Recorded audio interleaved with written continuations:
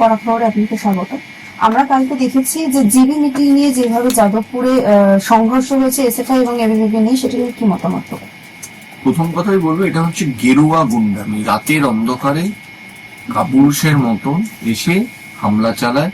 কারণ তারা যেসব জায়গায় লোকে মুক্ত চিন্তাধারায় বিশ্বাস করে, যারা বিশ্বাস করে যে শিক্ষাই হচ্ছে প্রকৃত সংস্কার, সেসব জায়গাতেই এবিভিপি আসবে, বিজেপি আসবে, এসে হামলা করবে। কারণ তারা চায় ভারতবর্ষ এখনো মধ্যযুগে বসবাস করুক, মুক্ত চিন্তাধারা, সঠিক চিন্তাধারার মানুষকে তারা মারধর করবে, এবং সেভাবেই তারা করতে গেছে। সকালে ভোরের আলোয় যাদবপুরে ঢোকার সাহস নেই, কারণ তারা জানে যাদবপুরে ইলেকশন হলে এবিভিপি একটা ভোটও পাবে না।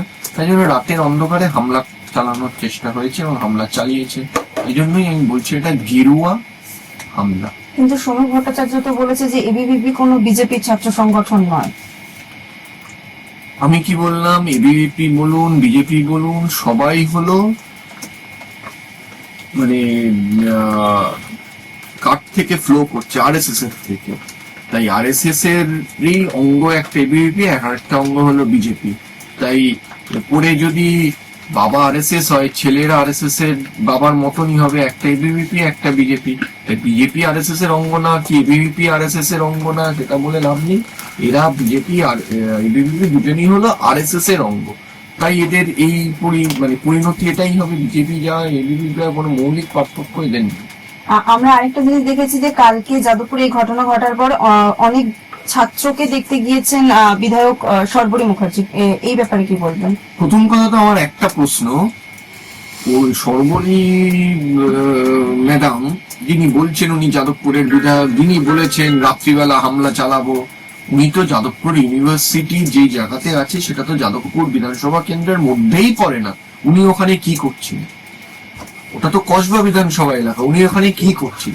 প্রথম প্রশ্ন হলো এটা, উনি অন্য এলাকায় গিয়ে কি মস্তানি করছেন, সেটা হলো প্রথম প্রশ্ন, যেটা ওনাকে জিজ্ঞেস করুন আপনারা, যে আপনি আপনার বিধায়ক এলাকার বাইরে গিয়ে কি মস্তানি করছেন। আর যে সংঘর্ষটা কালকে হয়েছে সেটা নিয়ে হাইকোর্টে মামলাও হয়েছে। হাইকোর্টে মামলা হয়েছে, তদন্ত হওয়া উচিত, সঠিক তদন্ত হওয়া উচিত। দেখা যাক যে কারা আগুন জ্বালিয়ে দিয়েছে, কারা পাঁচিল টপকে কলেজে ঢোকার, ইউনিভার্সিটিতে ঢোকার চেষ্টা করেছে, কারা মারপিট করেছে। আসবে তো সব জায়গাতেই, মিডিয়াতে আপনারা দেখিয়েছেন কিভাবে এবিভিপি তারা আদপে ছাত্র কিনা তা সেটাও সন্দেহ, যে বহিরাগত এসে কিভাবে যাদবপুর ইউনিভার্সিটি দখল করার চেষ্টা করেছিল, সেখানে এসএফআই এবং বিভিন্ন বাম ছাত্র সংগঠনরা রুখে দাঁড়িয়েছে। তাই জন্য তারা পিছু পা হতে বাধ্য হয়েছে। এর আগেও আমরা দেখেছি এসএফআই এর একটা মিছিল হয়েছিল কলকাতায়, যেখানে মানে এক কথা বলতে গেলে সাংবাদিকরাও আহত হয়েছিলেন, এবং এসএফআই এর কর্মীরা বলেছিলেন যে বাইরে থেকে লোক ঢুকে আক্রমণটা করানো হয়েছিল, বা যে পরিস্থিতি তৈরি করা হয়েছে সেটা বাইরের লোকজন করেছিল। সে তাহলে কি কালকের যে ঘটনাটা সেটাও একই রকম কিছু? দেখুন, কালকের ঘটনাটা তো পরিষ্কার, যে যারা ইউনিভার্সিটি স্টুডেন্ট না, বহিরাগতরা এসে ইউনিভার্সিটিকে দখল করার চেষ্টা করেছিল, কিন্তু তারা ভুলে গেছিল যে যাদবপুর ইউনিভার্সিটি এরকম মধ্যযুগীয় চিন্তাধারার এবিভিপিদের জন্য না। তাই জন্য তারা বহিরাগত, কারণ যাদবপুর ইউনিভার্সিটিতে যারা পড়ে তারা তো কেউ এবিভিপি করে না। তাই বেশ ইউনিভার্সিটি স্টুডেন্ট নিয়ে, তাই বাইরে থেকে আদৌ তারা ছাত্র না। আপনারা যাদের দেখাচ্ছেন তারা কেউ ছাত্রও না। যদি জিজ্ঞেস করা হয় যাদবপুর ইউনিভার্সিটিতে কটা স্ট্রিম আছে, কি কি সাবজেক্ট পড়ানো হয়, সেটাও বলতে পারবে না। তারাই এসে হামলা করেছিল, কারণ তারা শিক্ষাতে তো বিশ্বাস করে না, সংস্কৃতিতে বিশ্বাস করে না। তাই তারা এরকম ভাবে কাপুরুষের মতন এসএফআই এর উপর হামলা চালিয়েছে। কিন্তু আমরা দেখেছি যে যাদবপুর ইউনিভার্সিটির স্টুডেন্ট, তিনি মানে একটা মেয়ে স্টুডেন্ট, তিনি বলেছেন যে যাদবপুর ইউনিভার্সিটি হচ্ছে আমাদের সেকেন্ড হোম, সেখানে দাঁড়িয়ে আমরা যা খুশি তাই করতে পারি। রীতিমতন নেশাভানও করা হচ্ছে।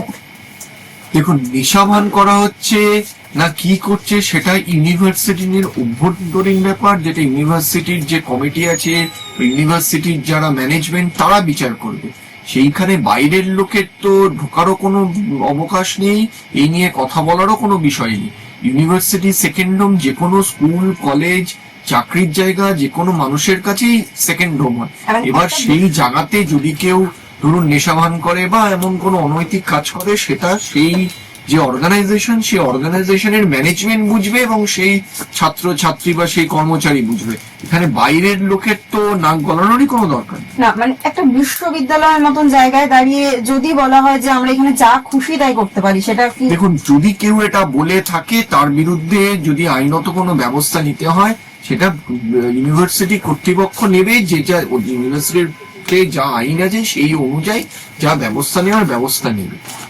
কেউ নেশাভান করবে এটা কেউ সাপোর্ট করছে না, কিন্তু যেটা যদি কেউ সেটা করে থাকে তার বিরুদ্ধে যা ব্যবস্থা নেওয়ার ইউনিভার্সিটি কর্তৃপক্ষ নেবে। ছিল সেটা ফ্রিজ করে দেওয়া হয়েছে এবং সেটা নিয়ে বুধবার হাইকোর্টে মামলা দায়ের হয়েছিল এবং সেটা স্থগিতাদেশ দিয়ে বৃহস্পতিবার করা হয়েছিল। এই ব্যাপারে কি?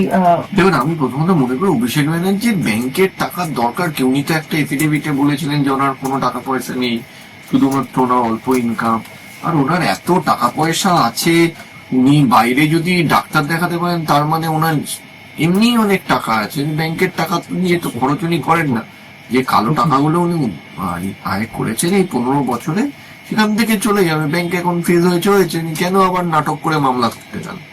ওনাকে তো বলা হয়েছিল যে কলকাতাতে থেকেই ভালো হাসপাতাল থেকে চিকিৎসা করানোর জন্য। উনি যেটা অবজেকশন জানিয়েছে যে আমার চোখের প্রবলেমের জন্য আমাকে বিদেশ চিকিৎসা। দেখুন, বিষয়টা হলো কে কোথায় ডাক্তার দেখাবে সেটা তার পার্সোনাল বিষয়। তবে বিষয়টা হলো ওনার এই পদক্ষেপে একটা জিনিস পরিষ্কার, লাস্ট 15 বছরে ওনার পিসি যেটা দাবি করেছিলেন যে পশ্চিমবঙ্গে উন্নত মানের চিকিৎসার ব্যবস্থা আছে, হসপিটাল আছে, সেগুলো যে পুরো ভাওতা ছিল, মিথ্যে ছিল, আজকে প্রমাণিত। কারণ নিজের ভাইপোই কলকাতাতে দেখাতে সাহস পান না।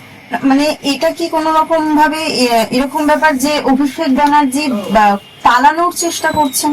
মানে 15 বছরে যা ঘটেছে সেই ঘটনার দেখুন, পরিপ্রেক্ষিতে অভিষেক ব্যানার্জি পালানোর চেষ্টা করতে পারে, এটা অস্বাভাবিক কিছু না, পালাতেও পারে। তাই এটা ভারত সরকারকে সেই ব্যবস্থা নিতে হবে যে উনি যাতে পালিয়ে না যেতে পারেন যদি পালাতে চান। আচ্ছা, আর আমরা একটা দেখেছি তাড়াতাড়ি একটা ঘটনা ঘটেছে, তারপর আবার একটা হোটেলের মৃত্যু মিছিল চলেছে। এই ঘটনার কি মেয়রের ওপর, মানে আমাদের অবশ্যই অবশ্যই, কারণ উনি মেয়র থাকাকালীনই এইগুলোর পারমিশন দেওয়া হয়েছিল। দ্বিতীয় কথা হলো, শুধু মেয়র না, যেসব আধিকারিকরা এই ফাইলে সই করেছে আজকে তাদের বিরুদ্ধেও ব্যবস্থা নেওয়া উচিত। তারা কিভাবে বা কিসের কনসিডারেশনে এই ফাইলগুলোতে সই করে এর পারমিশন দিয়েছে। শুধু মেয়রকে না, আধিকারিক যারা ছিল কর্পোরেশনের বা রাজ্য সরকারের, তাদেরকেও আজকে কিন্তু কাঠগড়ায় আনতে হবে। আমরা দেখেছি একের পর এক অবৈধ নির্মাণ তৈরি হচ্ছে, অবৈধভাবে অবৈধ নির্মাণ। আপনি সারা কলকাতা শহরে দেখবেন, প্রত্যেকটা গলিতে যদি 10টা বাড়ি থাকে, এর মধ্যে যদি 5টা ফ্ল্যাট থাকে, 4টে ফ্ল্যাটই বেআইনি। কি করে পারমিশন পেলো? কি করে আধিকারিকরা সেই পারমিশনে সই করলো? তারা কেন কোনো ব্যবস্থা নেই? যেদিন আধিকারিকদের বিরুদ্ধে ব্যবস্থা নেওয়া হবে সেদিন দেখবেন পশ্চিমবঙ্গ থেকে দুর্নীতি উঠে গেছে। শুধু নেতা মন্ত্রীদের দোষ দিয়ে লাভ নেই, আধিকারিকরাও এর সঙ্গে জড়িত। আজকে আধিকারিকরা নয় এসে বলুক এই মন্ত্রীর চাপে আমি করেছি, আর যদি সেটা না বলে তাহলে ধরে নিতে হবে আধিকারিকরা এর সঙ্গে যুক্ত, এবং তাদের বিরুদ্ধে যদি ব্যবস্থা নেওয়া হয় তাহলে এই দুর্নীতি বা এই সবকিছু বন্ধ হবে। গতকালের যে সংঘর্ষটা হয়েছে এসএফআই এবং এবিভিপির মধ্যে, তারপর 37 ঘন্টা পার, এখন এফআইআর দায়ের হয়েছে মানে ইউনিভার্সিটির পক্ষ থেকে। সেই এফআইআরটা দায়ের হয়েছে কারণ ছাত্রছাত্রীদের চাপে আজকে বাধ্য হয়েছে ইউনিভার্সিটি কর্তৃপক্ষ এফআইআর দায়ের করতে, যেটা ঘটনা হওয়ার সঙ্গে সঙ্গে করা উচিত ছিল। এতেই বোঝা যাচ্ছে যে বিগত সরকারের সঙ্গে এই নতুন সরকারের মৌলিক কোনো পার্থক্য নেই। তারাও শাসকের আইন চালিয়েছে, এই নতুন সরকারও শাসকের আইন চালাচ্ছে, আইনের শাসন না। সবে মাত্র তো 100 দিন, এই 100 দিনের মধ্যে কি 15 বছরের শাসন গুটিয়ে? দেখুন, একটা বাংলায় কথা আছে না, যার 9 হয় না তার 90ও হয় না, যার 100 দিনে হয়নি তার বিগত মাসেও আর হবে।